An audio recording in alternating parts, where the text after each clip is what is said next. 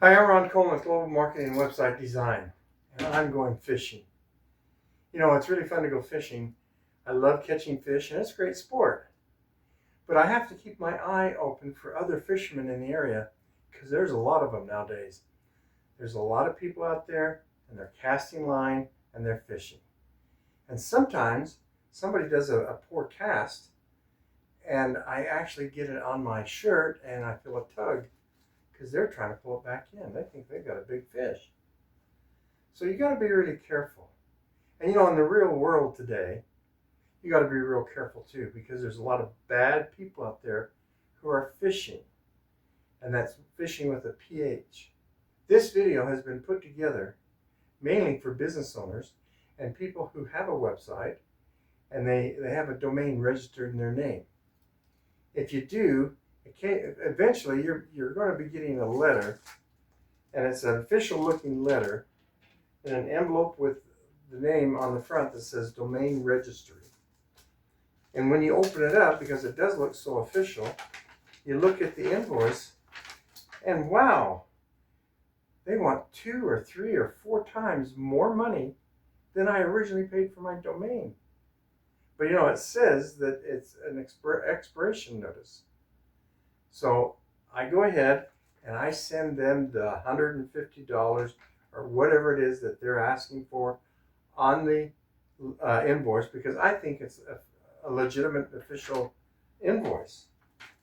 Now, there's a couple of bad results of doing that.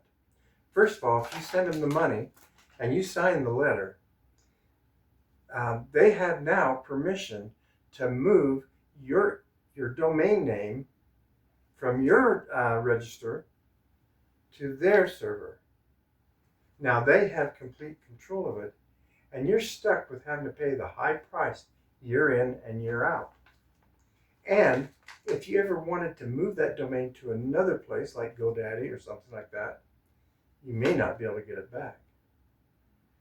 But there's also a problem with the fact that I've seen some cases where, and these come from all different companies, but I've seen some cases that somebody will get the invoice, they'll pay it thinking that they have done their duty now to make sure that their domain doesn't expire, and then a month or 2 later, all of a sudden their website stops working, their email stops working, and they get a notice from GoDaddy or wherever they got their domain that the domain has expired.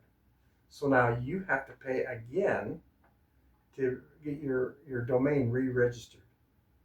So if you get a letter in the mail that says it's time to renew your domain, what I suggest that you do is call where you actually have it registered and ask them how much it is and how you can pay it through them directly.